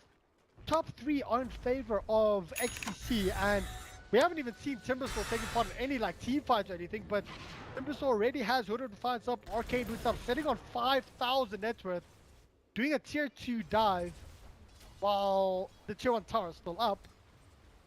And sitting on 5,100 net worth with the Lone Druid behind him, only on 4,000 at that point. Then it is the Batrider on 3,500. And then 1,000 behind him is the offlane Beastmaster. This Slark is struggling tremendously. Slark is currently sitting with 2,000 net worth, 2,100. Going in, he's still, I mean, it's 10 minutes in, he only just now has his boots of, well, his treads up. Mid lane, they're busy engaging onto mid. Spiritbreaker does have level 6 this time, and they do manage to get Kill Dota and die, or DDD, sorry, managing to get that turnaround. They actually managed to get another kill on the Pudge. This game is just going from bad to worse for the side of DC, and I have to give it the MVP so far is this Spiritbreaker. Look at what he's been able to do. Once again, keeping vision, and this is going to be Beastmaster dead as well. Garnet getting that kill, but I actually want to have a look. How many? Oh wait, there's a hook coming through, getting onto the Spiritbreaker. Spiritbreaker going man mode and getting another patch onto this Pudge. Will they be able to get another one? It is going to be Doom Bunny getting yet another kill. Look at those assists. He has been in every single fight except for, or every single kill except for one. 14 out of the 15 kills he's been part of. At this point in the game, 10 minutes in, 16 kills, Doom Bunny MVP. Guys, keep in mind, I think this might actually be Doom Bunny's last game for xTc, as of course Adestab is joining xTc, and Doom Bunny playing this way, basically on his last game. I think, you know, he's just having the time of his life, charging everywhere, having fun, and to be able to go out of a team while playing this good, I think he'll be very happy with himself. Have a look towards the middle tier 1 tower. Of course, the top tier 1 tower has already fallen. Bottom tier 1 tower sitting on only 300 HP. Middle tower is going to fall slowly but surely. Maple is being charged up and being cancelled straight away. And he just decides, no, he's going to fall back. Using that empowering haste, of course. I love always getting early level in that, especially if you're busy ganking. It just allows you to move around a lot easier, move around a lot better. Sitting on 355 movement speed without having that activated. Well, now a little bit more because of the swiftness aura, and then you do get, of course, an additional 6% movement speed and cost added bonus speed when you do have empowering haste. Oh, Doom Bunny unfortunately sitting a little bit too close to the tower there on that line. And I think this will be the second tower to fall in favor of xTc, the bottom tier 1 tower. But top lane, we actually do see Doom Bunny TPing in. Will he actually be able to get a scout on anyone to charge off? Beastmaster is sitting here. Oh, don't ulti, don't let this strike. There you go. And what is Doom Bunny going for? He's going for a Hand of Midas, so playing this for late game. Of course, already had Urn of Shadows up as well as Infused Raindrop and Orb of Venom. Where is the next charge going to come from, Doom Bunny? Who is being charged next? Onto the Pudge. Probably just keeping vision on him at this point. Are we going to see anyone following up from this? No, he decides to just farm up on the middle lane. Radiant's top tower's hurting.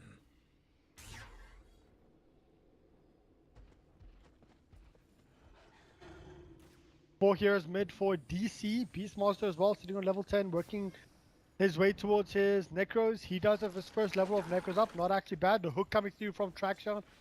Unfortunately, no one is there. The closest person was Doom Bunny, basically towards the other side of the ramp. And everyone from xTc, they're just busy farming up. They're doing what they need to do. Blink Dagger's up on the Batrider. There is... what's actually coming for the Lone Druid? This is going to be his Maelstrom. And... oh, looking at the items, it's a full... oh, Doom Bunny's on a killing spree. Who did Doom Bunny kill there? Oh, Doom Bunny killing spree ended. Actually, Beastmaster coming through using the Roar, and they did manage to actually get that kill, unfortunately for Doom Bunny. With his Maelstrom up, as well as Phase Boots and Ring of Aquila, DDD's pushing potential just becomes so much more, and Timbersaw is just being left alone once again.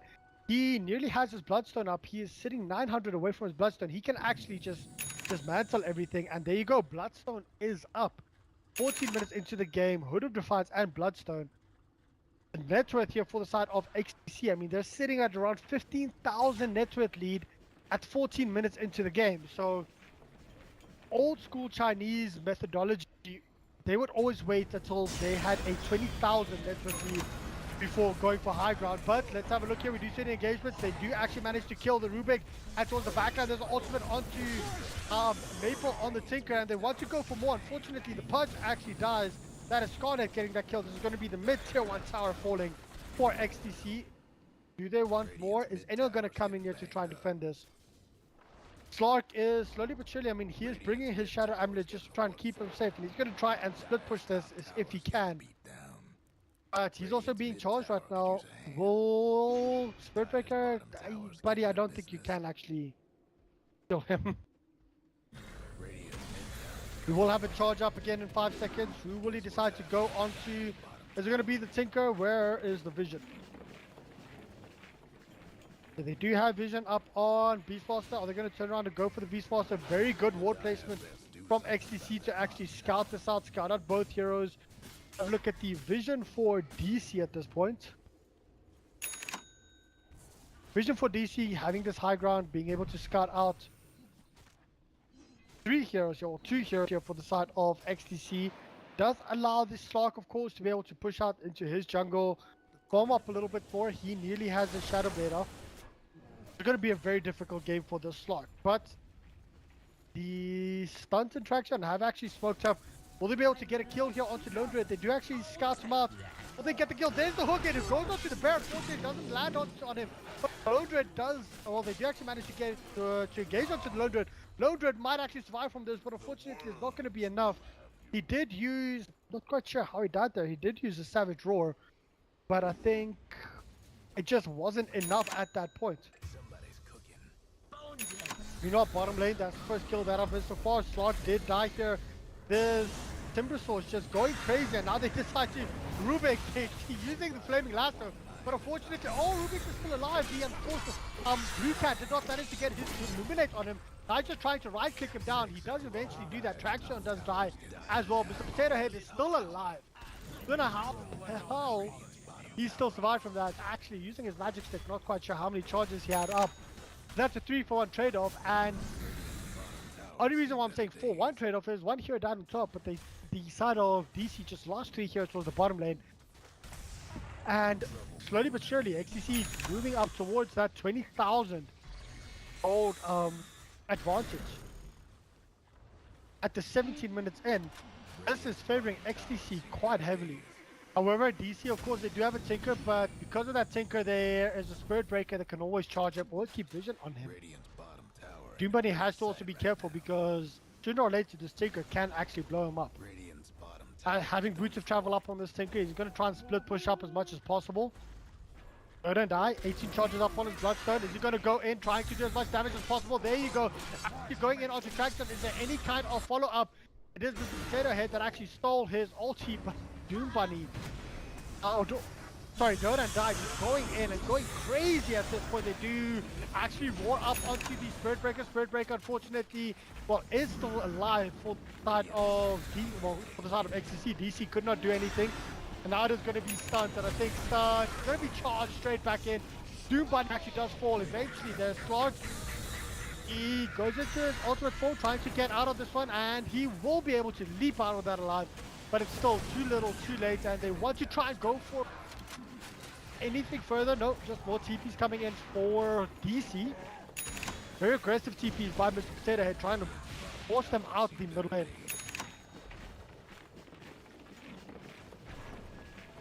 So, big plays coming here from both teams. DC did manage to actually defend that for a little bit. I thought that xTc would be able to break high ground. However, very well played, getting the aggressive TPs in, getting the hooks in case they were running away in there as well. And Tinker just standing there, constantly spamming out March of the Machines. He's going to be working up towards his Blink Dagger. As soon as he has his Blink Dagger, if he is quick enough, he'll be able to TP in, and then actually blink before the Spirit Breaker can get a charge off. let's have a look. They wanting to go to the Batrider right now. Batrider does not have Flaming Lance. However, they turn around. The charge is there onto the slug. Will they be able to get in? The slug does manage to get his dark packed off. But unfortunately, it's not going to be enough. He just gets blown up, isn't it? However, Bird Breaker might be the first to fall here for the side of xTc. It's a 2-for-1 trade-off at this point. Let's zoom out. That's a 3-for-1 trade-off trying to go onto the Beastmaster. Are we going to see the Timbersaw sitting with 24 Bloodstone charges? Is he going to go in and delay this a little bit further? No, it's going to be the last of being used by the Batrider as well as the Chakram. That's a 4-for-1 trade-off in favor of xTc, and 28-5. xTc is sitting comfortably in the lead with over 20,000 gold lead. This might be the first rush to fall and the beginning of the end for the side of going in favor of xTc. I know you're never supposed to call a victory this early on. However, xTc is leading tremendously well. I'm just struggling to see what DC can do about this. This Blink Dagger needs to come up. That's the first thing. Tinker will then be able to start split pushing out the sides a lot quicker. So I do see a big potential there. Having a look at the Beastmaster, he does have his level 3 Necros. He needs a Blink Dagger up as well. That he'll be able to get a blink in a primal roar as well as dropping those Necros. That could potentially burst someone down extremely quickly. So there is a big chance there. The Slark, however, is struggling with farm. I mean, he's sitting third from the bottom in regards with net worth. Keep in mind, that is not actually that bad because it's third from, well, it's just below the Tinker. But considering that he's sitting below every single person on the side of xTc, including the supports. That, of course, does make it a lot more difficult for him to try. Oh, there you go. Timbersaw getting another kill. I think this slog really needs that Echo Saber up. After the Echo Saber, he probably needs his Basher before he can start being useful in the fights. And this is the big problem that I have for them. The Pudge, of course, sitting with the second lowest net worth. He doesn't really have anything going in for that Aether Lens, getting that range a little bit further. I still think, and let's just have a look at Rubik. Pretty standard. I think the Blink Dagger up on the Beastmaster, the Blink Dagger up on the Tinker, those are the two saving graces at this point for the side of DC. And if they can get them up in a reasonable amount of time, then they can delay this game just that little bit longer. But Dota and I getting once again yet the kill. Let's have a look quickly. Drizzle sitting with 27 Bloodstone charges, working up towards his Aghanim Scepter. And let's just follow this Timbersaw around because it seems like he's jumping in and getting all the kills at this point. Out of the 30 kills, 22 of them Doom Bunny has participated in. I still say MVP at this point is Doom Bunny on this Spirit Breaker. Let's have a look. Are they going to be able to actually jump onto the Timbersaw and actually kill him? Keep in mind, he has the Aegis of the Immortal, and I think that's the right choice. Giving it to him, I mean, I don't see xTc actually killing him. Or at least killing him twice. But not deciding to press the high ground advantage, going in for more farm, wanting to get his full Aghanim Scepter before he engages, before he goes in. He could, of course, push a lane extremely fast by himself. And let's have a look. Beastmaster does have his Blink Dagger up. So this is a big pickup. I think if they do use a smoke and try and go for a pick-off here or there, they might actually be able to do something with this Beastmaster Blink into Primal Roar, dropping the Necros, getting a lot of the damage out. Tinker nearly has his Blink Dagger up now as well, so that's actually very good.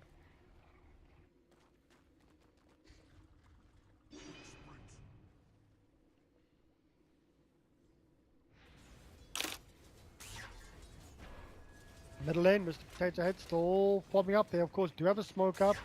They need to try and get the waves pushed out to roughly around here, and middle lane till there before they can do anything. But Batrider, is he going to go in and wrap around this way? Will he actually find anyone? No, Golden Die does actually find Mr. Slarky. Slark goes in this. However, he's being charged up, so they can still see him.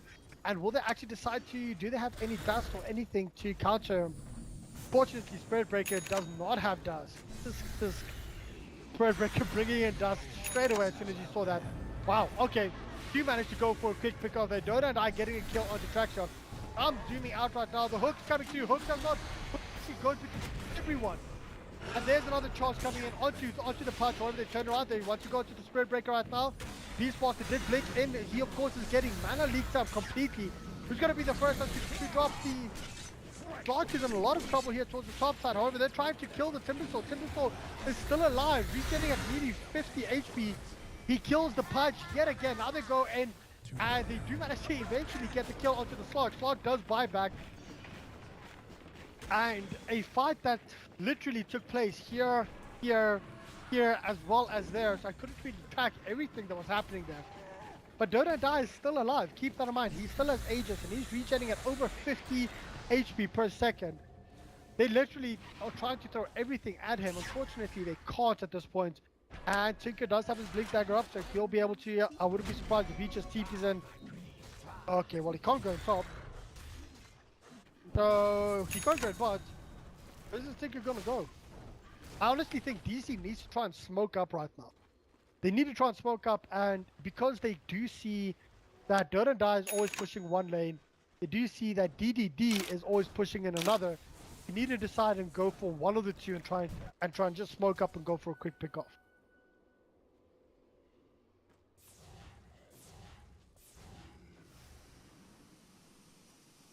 Well, let's have a look at the stream quickly, just make sure that everything's smooth there.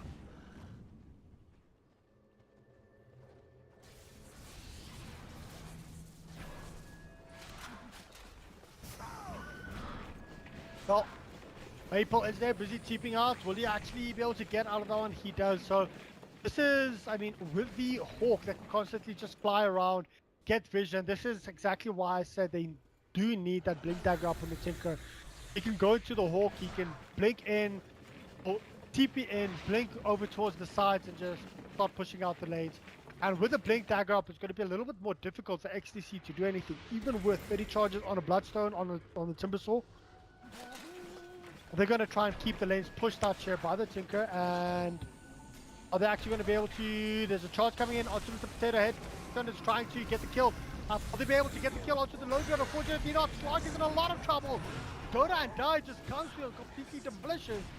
The Scar coming through there. DC losing 2 heroes already. They're trying to turn around, going in onto the Beast Vault, so that's going to be 3 heroes down.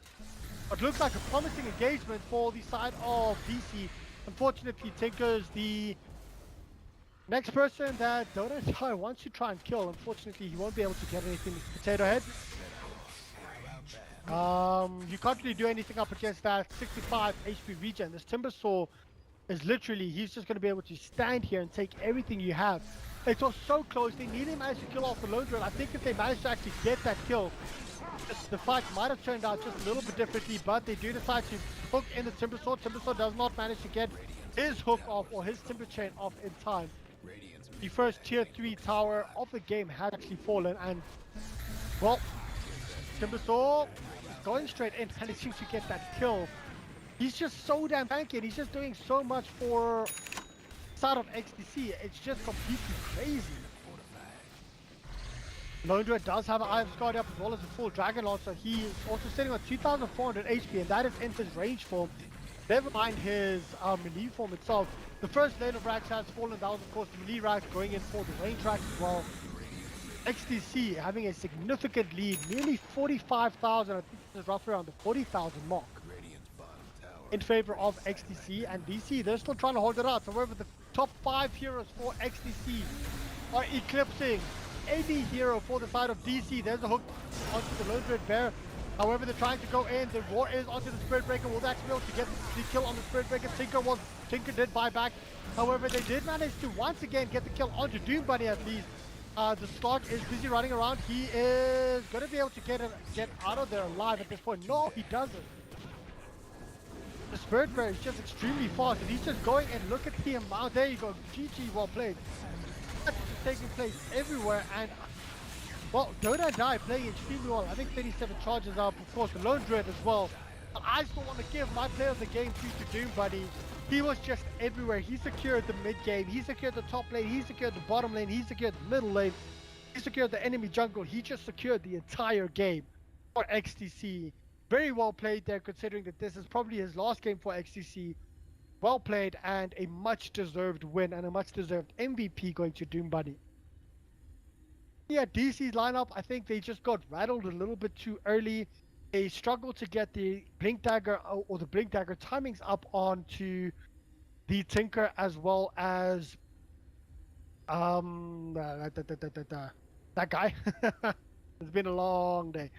They did struggle to actually get the blink dagger timings up on them onto the Beastmaster as well as the Tinker, and I think if they could have got it up a little bit earlier, they would have been able to get those kills. But looking at the Lone Druid, having that Skadi sitting with 2,400 HP, the Timbersaw sitting with nearly 40 charges up in his Bloodstone, it was just that little bit too far. xTc was just that little bit too far ahead, and they always nearly got the kill, but the sustain coming through from the side of xTc with the Keeper of the Light was just a little bit too much. Congratulations, xTc, beating DC 2-0. Very good showmanship from both of these two teams. Going to be looking forward to casting them both moving forward as well.